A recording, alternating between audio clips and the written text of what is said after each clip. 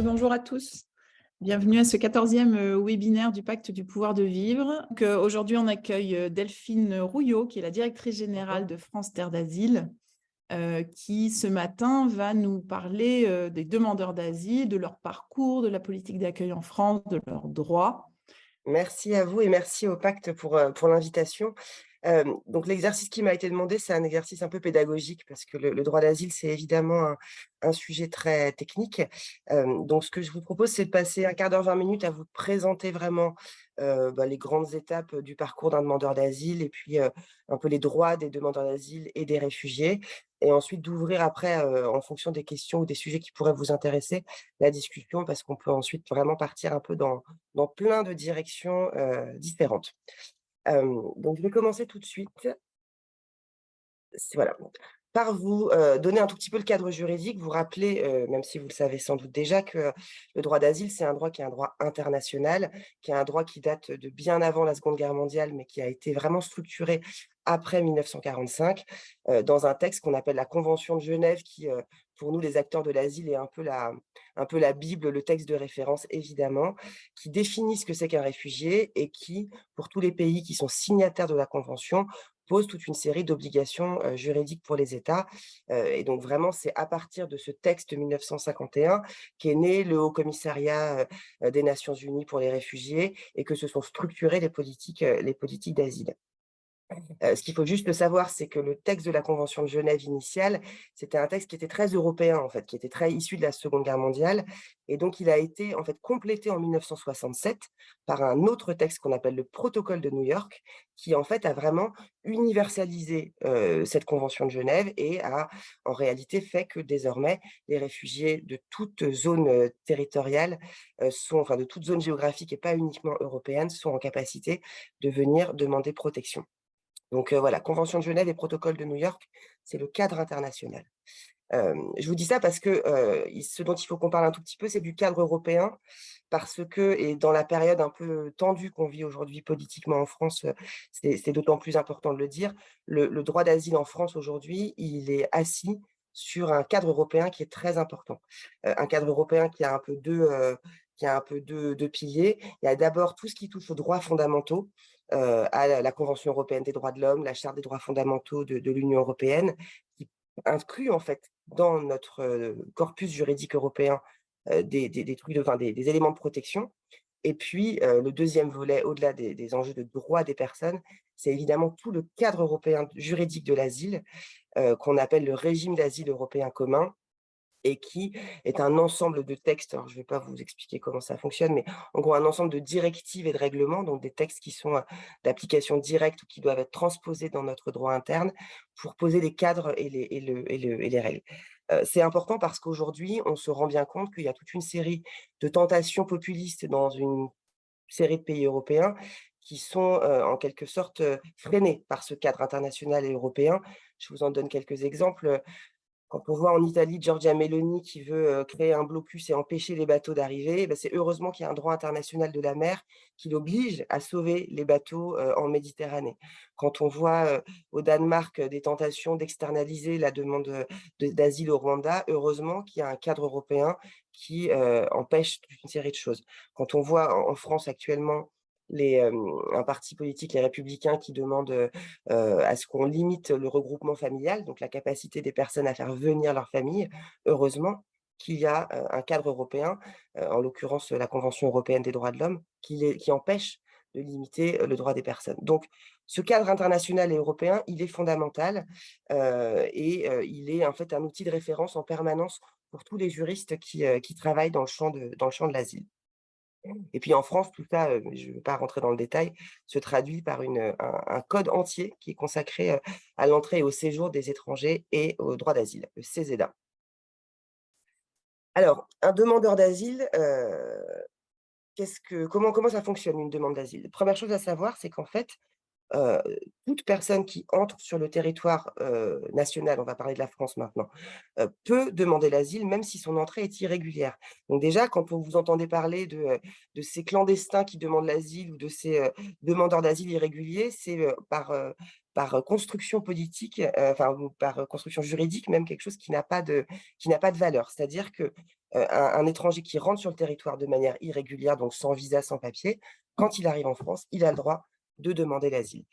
Cette procédure, elle se fait parce que, bien évidemment, les demandeurs d'asile, c'est des gens qui fuient les persécutions et donc on part du principe que, la fuite de la persécution justifie l'entrée sur le territoire et que, il y a pas d'irrégularité dans cette démarche-là. Ce qui me fait dire que vous entendrez peut-être souvent des gens vous dire: «Oui, en fait, il faudrait que les demandes d'asile se fassent dans les pays d'origine». Cette logique même de dire on demande l'asile dans un pays d'origine, donc dans son pays de naissance quelque part et pas dans le pays, européen dans lequel on souhaite se rendre, c'est contraire à cette logique qui est très protectrice. Alors le parcours, il est compliqué, hein, le parcours des demandeurs d'asile. Je pense que vous le savez, vous avez pour, certains d'entre vous sûrement, déjà, ces images de campements, de personnes qui arrivent, qui dorment, sous des tentes dans des conditions extrêmement indignes. Pourquoi? Parce qu'en fait, il y a beaucoup d'étapes, il y a des droits qui sont associés, mais que entre chaque étape, il y a, voilà, des obstacles et un parcours du combattant qui est réel. La première chose que doit faire un demandeur d'asile quand il arrive on va dire en France, c'est dans les 3 semaines, présenter dans un guichet préfectoral, et pour faire un dépôt de demande d'asile, donc pour formuler auprès des autorités françaises le fait qu'il souhaite demander protection en raison des risques de persécution qu'il encourt dans son pays. Ces rendez-vous, ils sont parfois très faciles à prendre, parfois ça prend des semaines et les campements dont je vous parlais, c'est souvent le reflet du fait que, parfois ça prend beaucoup de temps de réussir à obtenir, le rendez-vous, qui permet en fait de faire ce dépôt de demande d'asile. À ce moment-là, le demandeur d'asile, il voit les services de la préfecture, il donne ses empreintes parce que, il n'aura le droit de demander l'asile en France que s'il n'est pas passé par un autre pays européen avant d'arriver en France. Ça, c'est un des effets du cadre européen dont je vous parlais tout à l'heure, c'est ce qu'on appelle le règlement de Dublin. Donc il doit donner ses empreintes pour pouvoir, certifier qu'en fait, il n'a pas déjà initié des démarches dans d'autres, pays et puis il remplit, des papiers pour, demander notamment, un hébergement et une allocation. C'est l'Office français de l'immigration qui est un opérateur du ministère de l'Intérieur, une structure en fait qui pilote le dispositif d'accueil des demandeurs d'asile notamment, qui va ensuite lui donner, ou pas, le droit, à cette allocation et le droit à un hébergement et donc le demandeur d'asile, une fois qu'il a, passé ce guichet unique, théoriquement, parce qu'après on pourra y revenir, tout ça c'est le parcours un peu théorique. Théoriquement, il est orienté dans un hébergement pendant lequel, il va pouvoir, à la fois construire son dossier de demande d'asile, donc expliquer les raisons en fait qui font qu'il, demande la protection de l'État français et puis être accompagné par des travailleurs sociaux et c'est là que des associations comme, France Terre d'Asile, mais comme beaucoup d'autres associations, en fait, font un travail d'accompagnement social, juridique. On s'occupe, de la famille, des enfants, on essaye quelque part en fait de leur donner les premières clés pour l'intégration dans la société française. Pendant ce temps, il y a des instances qui préparent et qui instruisent les dossiers de demande des personnes. En France, c'est l'OFPRA, l'Office français pour les réfugiés et les apatrides, enfin de protection réfugiés et apatrides qui instruit en première instance les demandes. Donc il va décider en fait en fonction, du dossier de la personne, si elle est éligible ou pas à être protégée par l'État français et qui va lui donner soit, un statut de bénéficiaire de la protection internationale. Donc ça, c'est un statut très protecteur, qui, permet, enfin j'y reviendrai, d'accorder toute une série de droits et puis soit un statut un petit peu moins protecteur qu'on appelle la protection subsidiaire, qui est une espèce de statut de protection qui, est d'une durée plus courte pour 4 ans et qui en général est donné à des personnes qui fuient des situations de conflit, donc en gros d'une guerre, mais sans nécessairement avoir, des risques ou des menaces, des craintes pour leur propre persécution individuelle. Et puis soit l'OFPRA décide de, rejeter la demande. Et si l'OFPRA rejette la demande du demandeur d'asile, la personne a le droit de faire un recours devant la Cour nationale du droit d'asile et donc en fait de revenir en faisant appel à un avocat en général, hein, qui va l'aider et l'appuyer pour, demander à la cour d'annuler la décision de l'OFPRA.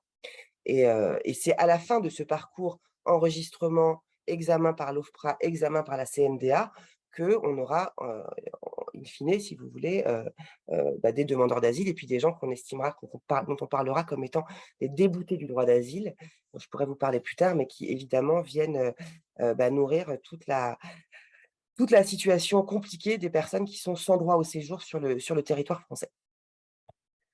Alors, j'ai un peu déjà défloré le sujet. Les demandeurs d'asile, ils ont quel type de droit? Ils ont quand même, justement par ce cadre international européen et français, toute une série de droits qui sont théoriquement protecteurs. D'abord, ils ont droit à un lieu d'hébergement spécifique. Ils ont le droit d'être hébergés dans des dispositifs ad hoc, pensés pour eux, avec des associations, je vous le disais, comme FTDA. Ils ont droit à des allocations mensuelles, une allocation qui est environ de 7 € par jour à peu près, on va dire environ 200 € par mois, auxquels se rajoutent 200 € de plus si jamais ils n'ont pas de lieu d'hébergement qui leur a été, attribué. Ils ont le droit à la santé, donc ils ont le droit à être pris en charge en matière de santé, mais seulement au bout de 3 mois. Donc les 3 premiers mois, ils n'ont pas de remboursement de leurs soins de l'assurance maladie et ça, je pourrais y revenir aussi, c'est une vraie difficulté pour nous parce qu'on voit arriver des gens qui ont eu des parcours migratoires extrêmement compliqués. Vous voyez, qui sont passés, par les camps, de Libye, qui sont des vrais camps de torture. Ils ont, traversé la Méditerranée dans des conditions que vous connaissez. Ils sont arrivés en Italie, ils ont traversé l'Italie. Ils arrivent en France dans un état de santé souvent très, très dégradé et pendant 3 mois, eh ben, on peut uniquement s'appuyer sur, des centres de santé très spécifiques ou des structures comme, Médecins du Monde, Médecins sans frontières pour s'occuper d'eux parce que, parce qu'ils n'ont pas le droit à être pris en charge par un médecin normal. Ils ont droit à l'éducation, la scolarisation des enfants et cetera, évidemment. Ça, c'est un droit immédiat et heureusement. Et puis, ils ont un droit au travail au bout de 6 mois. C'est-à-dire qu'au bout de 6 mois, si l'OFPRA n'a toujours pas statué sur la demande d'asile, s'ils attendent toujours, leur réponse, ils peuvent aller solliciter des employeurs qui ensuite peuvent aller faire des démarches pour demander une autorisation de travail et les employer. On pourra en parler si vous voulez aussi. C'est un droit qui est très théorique, qui est assez peu appliqué malheureusement, parce qu'en fait, il est administrativement très compliqué et ça fait partie des sujets dont on essaye de parler un peu nous, c'est qu'on voudrait que le gouvernement, allège un peu ces procédures-là pour faciliter l'accès au travail, qui est évidemment un facteur d'intégration très très important. Donc voilà, mais tout ça pour dire quand même que les demandeurs d'asile, justement, parce que ce droit de demander l'asile est un droit universel fondamental, quand ils sont rentrés dans la procédure, ils sont quand même, assez largement, protégés théoriquement. Et puis, quand on obtient le statut de réfugié, à quoi est-ce qu'on a le droit? Eh ben, on a le droit à absolument tous les mêmes droits que les citoyens français, à l'exception du droit de vote. Et donc, le droit aux minima sociaux, voilà, toutes les droits à différentes aides sociales qui peuvent exister. Et puis, de manière générale, le corpus de droits de nos concitoyens, puis notre propre corpus de droits. La seule chose qui est importante de savoir, c'est quand une personne obtient le statut de réfugié, elle rend son passeport. Et donc, en réalité, elle n'a par contre pas le droit de repartir voyager dans son pays d'origine. Quelque part, demander l'asile, c'est renoncer à, retourner dans son pays d'origine et donc c'est exprimer ce besoin de protection en, renonçant à ce retour, ce qui évidemment pour beaucoup de personnes est très difficile à vivre et peut représenter un traumatisme ou une difficulté très très importante. Alors je vous donne quelques éléments statistiques, pardon, peut-être pour que vous ayez un peu une idée du nombre de personnes dont on parle. Ce graphique, il vous montre l'évolution de la demande d'asile. Alors, il y a un nombre total de demandes et des premières demandes, parce qu'il y a des gens qui font une deuxième demande enfin bon, voilà, qui peuvent réinstruire. Ce qui est important, c'est de regarder la courbe bleue, si vous voulez, qui vous montre quoi? Qui vous montre, mais ça, je pense que vous l'avez aussi en tête, que la demande d'asile, elle a fortement augmenté ces dernières années. Vous savez qu'en 2015, il y a eu donc le déclenchement de la guerre en Syrie, que ça a entraîné, un changement de pratique et de politique, notamment, à la frontière entre la Turquie et la Grèce, où, la frontière a été ouverte. Il y a beaucoup de personnes qui sont passées, notamment des personnes de nationalité afghane et syrienne à ce moment-là, par la Grèce, et qu'on a vu, nous, en France, à partir plutôt de 2017, arriver, des demandeurs d'asile qui, fuyaient la guerre. Alors un peu la guerre en Syrie et beaucoup, en fait, l'Afghanistan, de gens qui étaient un peu, sur la route comme ça depuis plusieurs années et donc on assiste depuis, 5 ans à une augmentation quand même très significative, de la demande d'asile puisque, en gros, on peut dire qu'elle a quasiment doublé en une petite dizaine d'années. Alors il y a évidemment les années 2020-2021 qui sont des années, Covid, donc forcément un peu différente. Mais grosso modo, vous voyez qu'en 2022, on est au niveau de la demande d'asile de 2019, ce qui permet aussi de relativiser le fait que, certes, il y a une augmentation, mais qu'en fait, on ne vit pas ces dernières années une augmentation très, très forte. On est en fait dans une tendance qui est une tendance plutôt de longue durée. Quelques éléments aussi un peu géopolitiques pour vous dire, voilà, quelles sont les premières nationalités de demande d'asile et pour vous montrer en fait des disparités très fortes, hein, des situations. Les premiers demandeurs d'asile en France l'année dernière, c'était des Afghans, de très loin. Alors évidemment en lien avec le retour des talibans au pouvoir à Kaboul, mais de toute façon depuis 3 ou 4 ans maintenant au moins, les Afghans restaient la première nationalité. Il y a une augmentation forte des arrivées du Bangladesh et de la Turquie. Une demande d'asile en provenance de Géorgie qui est importante aussi et puis une demande d'asile importante en provenance du Congo. C'est des nationalités qui changent un peu d'une année sur l'autre, pas tout le temps, mais par exemple, vous savez qu'aujourd'hui, il y a une guerre au Soudan absolument dramatique. On s'attend quand même à ce qu'il y ait une demande d'asile soudanaise, sans doute en 2023, voire en 2024, qui augmente assez significativement en France, parce que, il y a pas mal de Soudanais qui viennent en France. Donc, voilà, quelque part, la demande d'asile, c'est aussi un peu le reflet des chaos du monde et des lieux de conflit, qu'on peut voir se développer. Un petit mot chiffré aussi pour vous dire, voilà, le taux de reconnaissance en 2022, c'est quoi le taux de reconnaissance? C'est le pourcentage de personnes qui demandent l'asile et qui l'obtiennent, au final. Et ben, en gros, il est de 40. Ça veut dire quoi? Ça veut dire que vous avez, 40 des personnes qui demandent l'asile qui l'obtiennent et 60 qui se retrouvent effectivement déboutés du droit d'asile et donc ensuite qui rentrent dans des démarches, où ils vont devoir aller, soit chercher à obtenir un autre titre de séjour, soit, repartir dans leur pays d'origine, mais, vous vous en doutez, ça arrive relativement peu, soit en fait, rentrer dans des démarches de régularisation qui pour le coup prennent beaucoup plus de temps. Voilà. Je terminerai juste en fait cette petite présentation que j'ai essayé vraiment de faire très synthétique en vous donnant juste quelques éléments clés pour vous dire que ce que je vous ai présenté, c'est un peu un peu ce que dit le droit, ce que dit la loi, mais qu'en réalité, il y a énormément de questions qui se posent et vous voyez à quel point les questions d'abord d'asile et d'immigration sont complètement imbriquées et à quel point en réalité l'actualité, nous nourrit en permanence d'interrogations sur la bonne mise en œuvre du droit d'asile, que ce soit au niveau français et au niveau européen. Et puis évidemment, à quel point, on va dire la société française est quand même remplie de fantasmes et de représentations erronées et c'est là où, ce type de webinaire est à mon sens, très utile, hein. C'est pour aussi peut-être vous outiller, vous donner des éléments, dans le dialogue avec nos concitoyens pour essayer de faire, un peu tomber ces représentations, erronées qu'on peut avoir des étrangers qui viennent demander protection en France. Donc je vous lance quelques sujets de questions et puis Amandine, si ça te va, quelque part, je ne sais pas s'il y a déjà des questions ou pas dans le chat, mais j'interviendrai un petit peu sur les thématiques qui vous intéressent le plus. Il y a évidemment des questions importantes qui se posent sur la question de savoir si les droits des demandeurs d'asile, les droits fondamentaux sont réellement respectés. Vous savez que ce soit en Méditerranée ou aux frontières, et ben, en fait, toutes les ONG estiment qu'il y a beaucoup de violations des droits des étrangers, des droits des demandeurs d'asile, et que c'est un vrai sujet de préoccupation parce que si l'Europe ne respecte pas son propre cadre, normatif, quelque part, on perd un peu notre âme et c'est même tout le projet de construction européenne qui peut être remis en question, hein, par ces pratiques, notamment qu'on appelle de refoulement, c'est-à-dire peut-être de repousser les gens à l'extérieur des frontières de son propre pays. On peut s'interroger sur l'adéquation de la politique d'intégration avec les besoins des demandeurs d'asile et des réfugiés. Est-ce que, le triptyque, apprentissage de la langue, logement, travail, qui est vraiment le socle, de toute politique d'intégration, est-ce qu'il est suffisamment correctement mis en œuvre? On peut évidemment parler du sous-dimensionnement du parc d'hébergement, c'est-à-dire que je vous ai montré comment la demande d'asile avait évolué. Il faut savoir, et c'est important de le dire, qu'il y a eu une augmentation aussi, significative du nombre de places d'hébergement, mais qu'en fait l'augmentation du nombre de places d'hébergement est moins rapide que celle du nombre de demandeurs d'asile et donc en fait, on a un sous-dimensionnement chronique du parc, qui pose évidemment beaucoup de difficultés. On peut parler de la question des déboutés du droit d'asile, c'est-à-dire comment est-ce qu'on traite et comment est-ce qu'on protège et qu'on aide des personnes qui se retrouvent sans la protection internationale, mais néanmoins sur le territoire français. Il y a beaucoup de gens qui sont déboutés du droit d'asile, mais qui n'ont pas de perspective de retour dans leur pays. Donc qu'est-ce qu'on fait de ces gens? à qui on n'octroie pas de droits, mais qui sont pourtant là.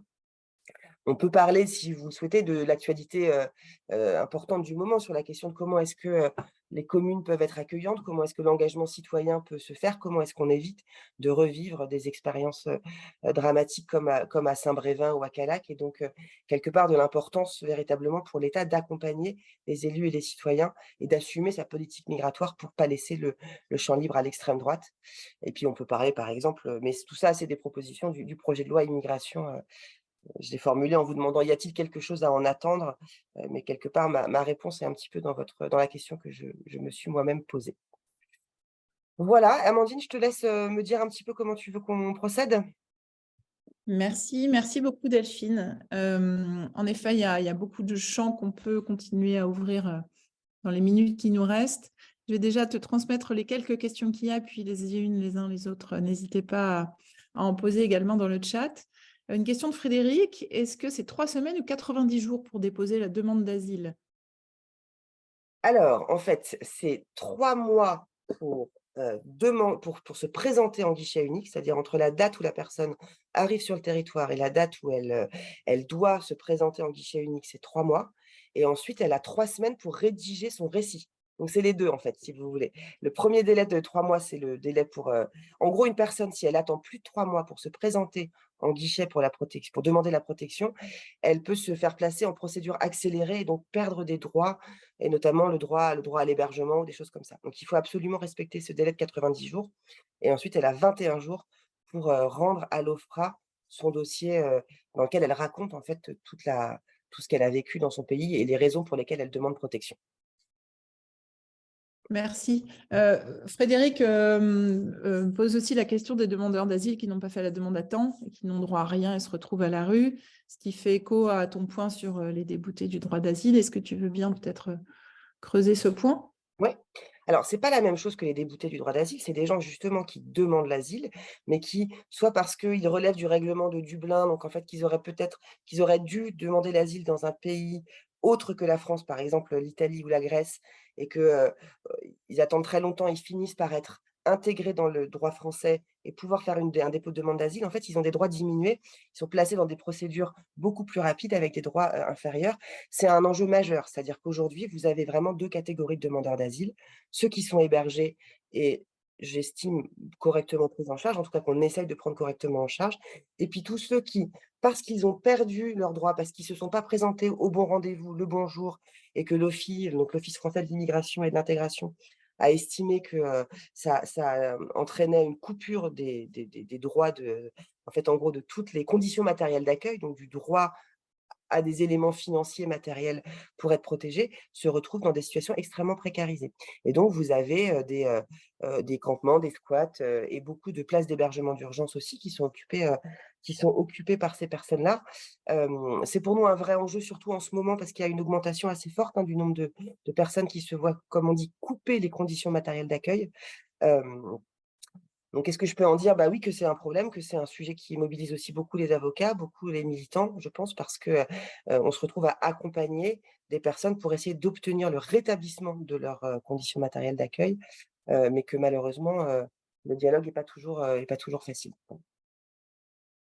Merci. Il y a une autre question. Est-ce que tu peux préciser pourquoi le droit au travail des demandeurs d'asile est si peu effectif? Et est-ce que le projet de loi immigration va simplifier cela? Alors, le droit est très peu effectif parce que, théoriquement, au bout de 6 mois, on a le droit de travailler. Sauf que pour avoir le droit de travailler, il faut avoir une autorisation administrative de travail et cette autorisation administrative, c'est l'employeur qui doit en faire la demande auprès des services de l'État. Donc il y a toute une démarche de formulaire à remplir et cetera et donc en gros, il faut qu'un employeur fasse une démarche qui prend ensuite plusieurs semaines à être instruite pour que ensuite le demandeur d'asile puisse avoir son autorisation et puisse travailler. Donc vous voyez bien que nos demandeurs d'asile, c'est souvent quand même des personnes qui vont occuper, surtout en début quand ils arrivent et qui maîtrisent pas encore très bien le français, des emplois qui sont assez précaires, qui sont pas des emplois très qualifiés. Je ne veux pas généraliser, mais c'est souvent ça et que bien évidemment les employeurs, le fait de faire cette démarche-là pour une personne en demande d'asile, et ben, c'est quelque chose qui en fait freine et fait que c'est très, très rare. On a plein d'exemples, on a des centres d'hébergement dans des lieux dans lesquels il y a, par exemple, beaucoup d'agriculture et donc ou du maraîchage et au moment des récoltes, on a des employeurs qui viennent nous voir en disant: «On aimerait bien recruter 3, 4, 5 personnes». Mais entre le moment où ils ont besoin de recruter, c'est-à-dire, en gros, quasiment immédiatement et le temps de la procédure pour obtenir l'autorisation, en fait, il y a un décalage tel que, les personnes qu'on accueille, elles perdent un peu cette opportunité qui pourrait être, utile pour elles. Et après, juste sur le projet de loi, nous, on attendait beaucoup du projet de loi parce qu'il y a une disposition sur le droit au travail des demandeurs d'asile. Sauf qu'en réalité, le gouvernement a fait un peu le contraire de ce qu'on espérait, c'est-à-dire qu'il a, supprimé le délai de 6 mois. Il a dit enfin, dans le projet, hein, je ne sais pas si ça restera vu les négociations actuelles, mais dans le projet initial, le projet prévoit que l'autorisation administrative de travail puisse être demandée dès le premier jour pour des personnes qui sont de certaines nationalités, c'est-à-dire en gros, pour les demandeurs d'asile qui sont ressortissants de pays avec des taux de reconnaissance, OFPRA plus CNDA, ce que je vous montrais tout à l'heure, qui sont supérieurs à un certain taux. Donc en gros, un Afghan pourrait obtenir une autorisation de travail plus tôt.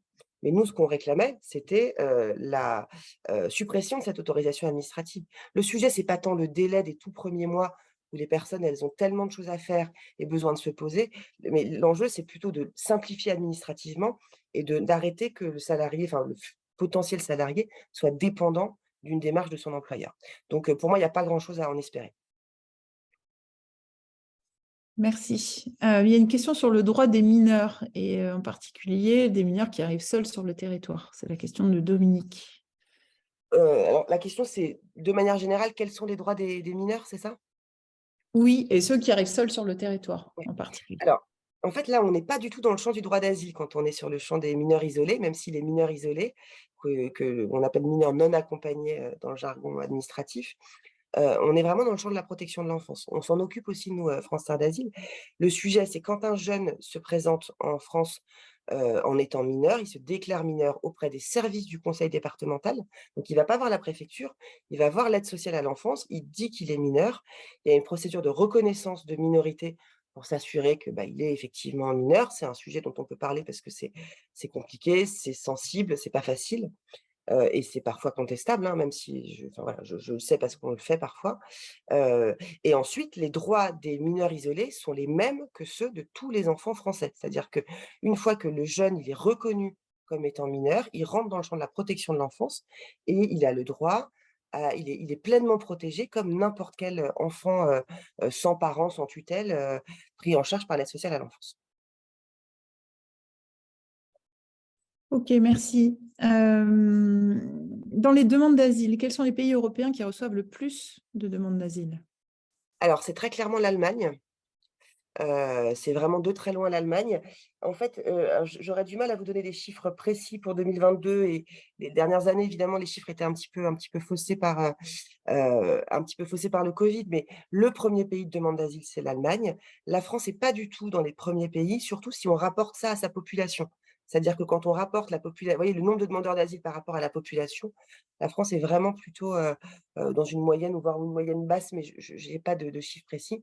Et puis après, évidemment, il y a les pays, ce qu'on appelle de première entrée, la Grèce, l'Italie, mais en fait, on constate que les personnes sont vraiment en transit dans ces pays-là et la Grèce et l'Italie font pas beaucoup d'efforts d'enregistrement des personnes et au contraire, ont une certaine tendance à les laisser filer pour ne pas beaucoup les enregistrer et donc paradoxalement, c'est pas nécessairement des pays où il y a tant d'instructions de demande d'asile que ça non plus. Et ça me permet de rebondir sur la question de Marianne. Où en est la réforme du système Dublin que les pays du sud de l'Europe contestent?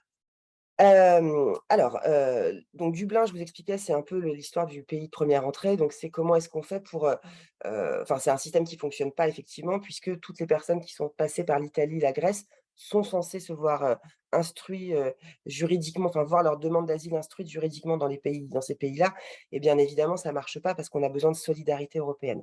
Il y a des projets de réforme qui courent depuis 10 ans. Là, depuis le septembre 2020, octobre 2020, il y a un nouveau paquet, de ce qu'on appelle le pacte asile et immigration, donc un ensemble de textes, réglementaires, qui, sont en négociation, en discussion entre le Parlement européen et la Commission des États membres. Alors c'est très compliqué pour moi de vous dire ça en 2 minutes, mais grosso modo, heu, ce que prévoit le projet de manière très simple sur la réforme de Dublin va pas dans le bon sens par rapport à ce qu'on voudrait, c'est-à-dire qu'il maintient le principe du pays de première entrée.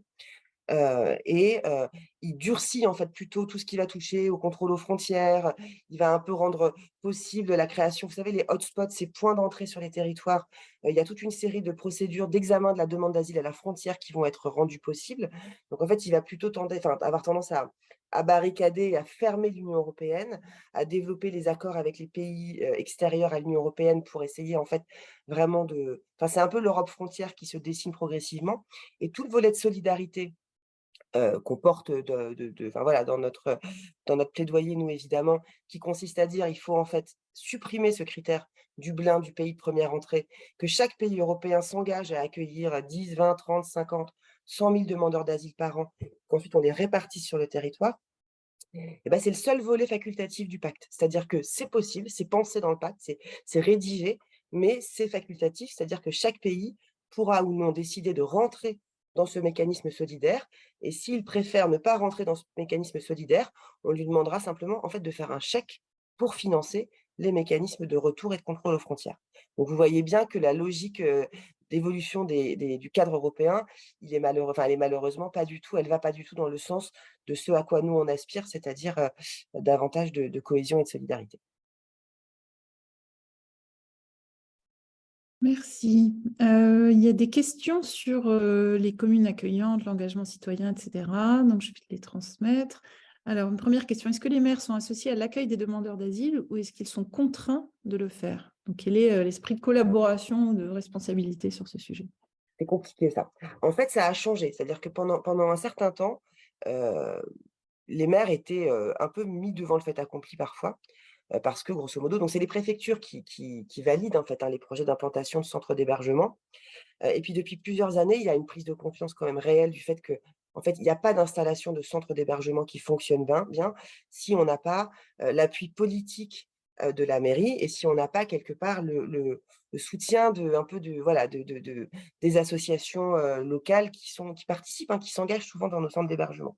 Et donc désormais, quand on dépose un projet d'implantation, nous les associations, là, moi j'ai fait ça récemment dans une ville du sud de la France, et ben, on a été voir le maire avant, on lui a demandé un courrier, le maire nous a produit un courrier de soutien en disant: «Je suis informé, je suis au courant et si France Terre d'Asile obtient, l'autorisation de s'implanter dans ma commune, je serai, je serai partant», quoi. Concrètement, en gros, mais les services de la commune participeront du bon accueil.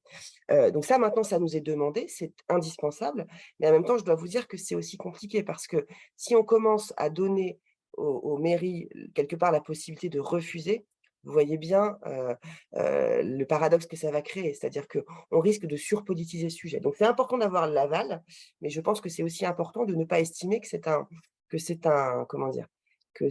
Qu'on n'a aucun moyen de passer outre parce que sinon, quelque part, les préfectures vont perdre un peu ce pouvoir-là. Or, on a besoin que les demandeurs d'asile soient répartis sur l'ensemble du territoire et quelque part de ne pas se focaliser uniquement sur les quelques communes accueillantes qui pourraient se retrouver un peu, vous voyez, sursollicitées, alors que c'est vraiment la bonne répartition sur tout le territoire qui facilite l'intégration.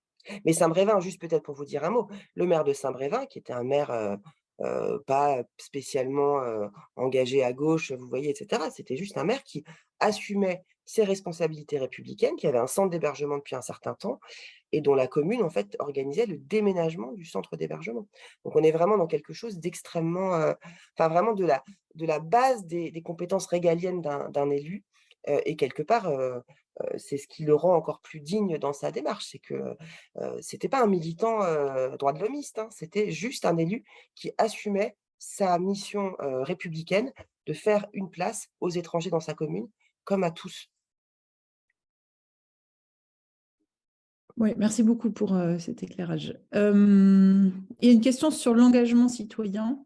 Donc les préfectures semblent vouloir faire du chiffre sur les OQTF, je lis la question. Il y a quelques récits de mobilisation citoyenne pour les faire reculer, des pétitions par exemple. Mais voilà, comment en tant que citoyen on peut se mobiliser, nous, auprès de France Terre d'Asile ou d'autres ou voilà? Alors, se mobiliser sur les OQTF, en fait, il y a plusieurs manières de se mobiliser. D'abord, il y a de l'engagement bénévole dans plein d'associations. Nous, on a un programme de parrainage citoyen, hem, qui s'appelle Duo de demain, si vous voulez, pour des réfugiés, si vous voulez accompagner à l'intégration d'un réfugié dans la société française, faut surtout pas hésiter, il faut nous solliciter sur internet et on organise en fait de la mise en relation entre des personnes qui ont obtenu le statut de réfugié et des citoyens français pour, un peu leur permettre de s'intégrer dans la société française. Mais c'est pas la question de votre, enfin c'est pas la question que vous me posiez. La question que vous me posiez à l'instant, c'est, comment est-ce qu'on se mobilise pour aider des personnes qui sont déboutées du droit d'asile, qui sont en situation irrégulière, pour obtenir un statut? Il y a des associations qui font en fait de l'appui juridique aux personnes. Tout à l'heure, on parlait des mineurs isolés. Vous savez aussi qu'il y a eu des mobilisations parfois parce qu'il y a des jeunes qui étaient donc dans la protection de l'enfance, qui étaient en apprentissage, qui ont eu des parcours scolaires fantastiques et à 18 ans, et ben, en fait, la préfecture leur refuse un titre de séjour et donc tout l'engagement, tout l'investissement qu'ils ont eu, ils l'ont perdu. Et donc, vous vous souvenez, cette histoire de Stéphane Ravinclet, le boulanger, qui avait fait sa grève de la faim pour son jeune apprenti. Donc il y a des mobilisations comme ça qui sont évidemment possibles. Alors c'est pas France Terre d'Asile qui porte ce type d'engagement, c'est d'autres associations qui sont, aussi pour certaines membres du pacte de pouvoir de vivre, hein. Je pense qu'on est chacun un peu dans notre rôle, mais on a absolument besoin d'engagement citoyen. On a besoin d'engagement de citoyen auprès des personnes qui sont sans droit pour les aider à mieux connaître leurs droits parce qu'on dit sans droit, en fait, la vérité, c'est que personne n'est jamais sans droit. Les personnes sont à droit incomplet et donc il faut il y a des endroits où vous pouvez accompagner les personnes, les aider bah, pour, heu, pour mieux connaître leurs droits et les faire respecter. Peut-être les accompagner pour certains dans des dossiers de régularisation. Il faut voir aussi qu'il y a beaucoup de personnes qui sont sans papier en France aujourd'hui, qui sont exploitées. C'est-à-dire que, quand on se retrouve en France sans titre de séjour, on n'a pas accès à un logement. Quand on n'a pas accès à un logement, ça veut dire qu'on doit faire de la débrouille, hein, concrètement. Donc, soit on vit dans des centres d'hébergement d'urgence, soit on squatte, on fait des sous-locations, c'est des marchands de sommeil et donc en fait, hem, les citoyens français, ils peuvent aussi aider ces personnes-là qui sont, extrêmement précarisés par leur, statut administratif à, bah, mieux se défendre et quelque part, progressivement peut-être obtenir, le droit à une régularisation.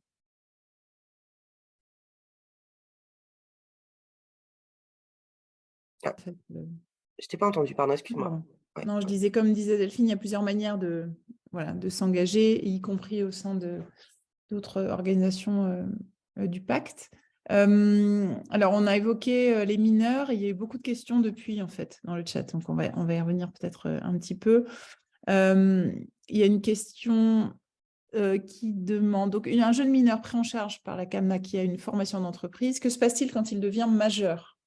Donc, ce passage du mineur au majeur, tu l'as évoqué très, très rapidement tout à l'heure. Ouais, je Voilà, peux est-ce qu'il perd son droit au travail et comment ça se passe pour lui? alors, en fait, ça dépend de l'âge à laquelle il est arrivé en France auquel il est arrivé en France. Je suis désolée, c'est un peu technique, mais en gros, un jeune mineur étranger qui est arrivé en France isolé, qui est arrivé en France avant 16 ans, il a un titre de séjour automatiquement à 18 ans.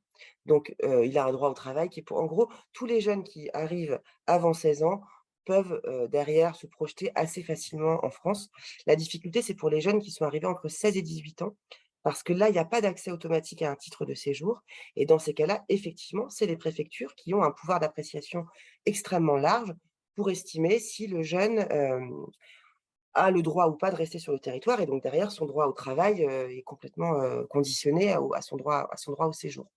Nous, ce qu'on porte comme, revendication, c'est d'essayer de faire que ce droit au séjour, il soit quasiment automatique aujourd'hui et qu'il ne puisse être retiré le droit au séjour à 18 ans pour ces jeunes, qui sont arrivés mineurs, que dans des cas très, très particuliers, qui seraient plutôt liés à des questions de maintien de l'ordre ou de sécurité que à ce que font les préfectures aujourd'hui, c'est-à-dire une appréciation du maintien des liens familiaux. C'est-à-dire que si une préfecture, en gros, sait que certes, vous êtes seul en France, mais que vous avez vos parents ou votre, frère qui est resté dans votre pays d'origine, ils peuvent vous retirer, enfin vous retirer le droit à un titre de séjour pour ce simple, prétexte-là.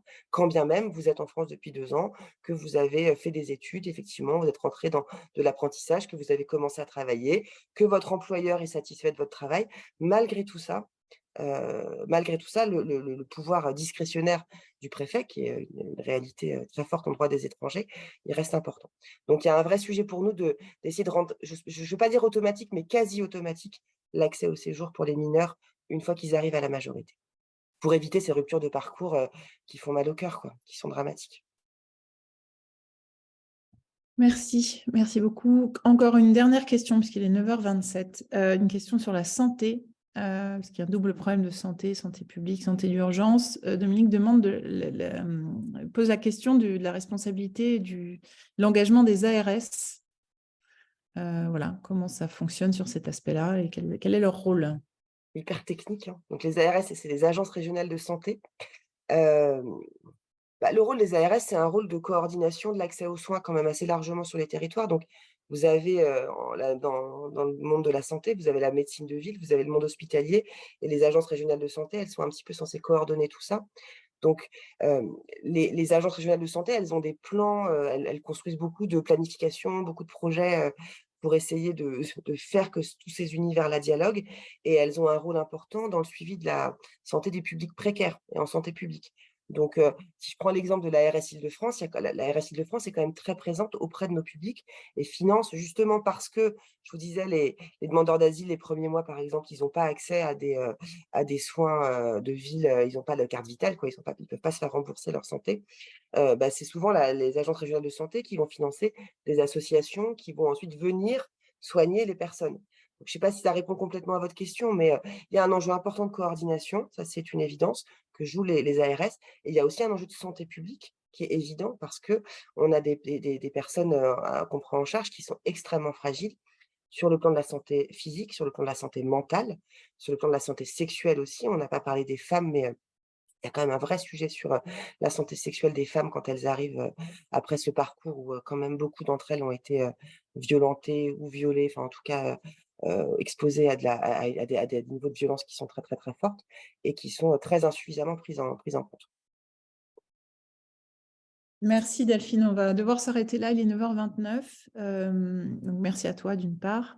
Merci à toutes et tous pour vos questions. Je vais transmettre à Delphine. Les questions sont toujours intéressantes et ça donne toujours de la matière aussi à réfléchir. Si je ne me trompe pas, Delphine, ton PowerPoint sera disponible pour celles et ceux qui le souhaitent. Bien sûr, si vous voulez, Je pas pourrais de vous souci. l'envoyer Ouais. évidemment. Et ce qu'on fait, donc, c'est qu'on met en replay ce webinaire sur le site du Pacte Mmh mh. avec des sources complémentaires, le lien vers ce que fait France Terre d'Asile, aussi vers l'engagement citoyen qu'évoquait Delphine tout à l'heure. Voilà, donc n'hésitez pas si vous avez des questions. Merci encore Delphine pour ton temps. Et c'était extrêmement intéressant et utile, je pense, pour nous Merci tous. à tous. Merci à toi. À très bientôt. Au Bonne revoir. journée à tous.